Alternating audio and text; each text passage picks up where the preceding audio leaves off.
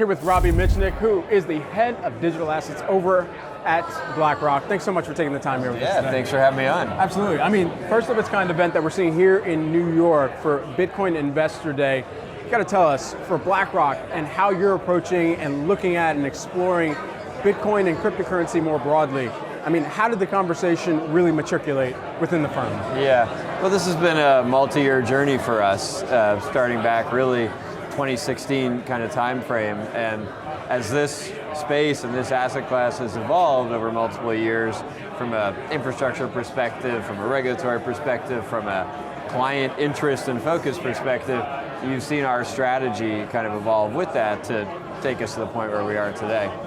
And so when you think about education and how you go out to so many of your clients that are out there, what those discussions entail, I mean, what is the education that they already come forward with, and then where do you kind of take it one step further as well? Yeah, well, our clients are at kind of all stages of the journey, right? As you can imagine. So with some clients, you know, they're at a very advanced stage. They already hold Bitcoin, sometimes positions in multiple crypto assets, and they're looking for our perspectives on market dynamics and what we're seeing in terms of portfolio construction and other considerations. And others are much earlier in the journey. This is a new topic for them, and they want to understand kind of the fundamentals and the technology and how it works. And so we have those conversations across the spectrum. What are you hearing from your clients right now with regards to interest in Bitcoin, interest in cryptocurrency more broadly, and whether they want to be crypto touching specifically, or whether they want to go into a more traditional asset like an ETF, perhaps? Right. Well, what we're seeing is that investors are resoundingly choosing IBIT for Bitcoin access, right? That's a combination of investors who are new to Bitcoin and those who maybe held exposure in a different form historically.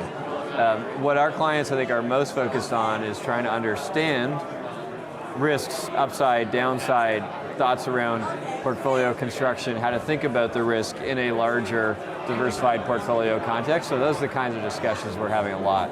Just lastly, while we have you here, a lot of people wondering what's the next big inflection point for Bitcoin, for cryptocurrency more broadly. What is that from your perspective? What should we be watching for? Yeah, well, I don't think there's maybe one specific thing that we're looking at. I think it's a combination of, over time, as more clients, more investor types across various archetypes, some of the big institutions, their education and research journey, some of our wealth advisory partners, they're on their own sort of diligence and education journey, and those will slowly play out. In the early days, it's been a lot of sort of end investor direct and ultra high net worth, and that's going to evolve as more investors get comfortable with the asset.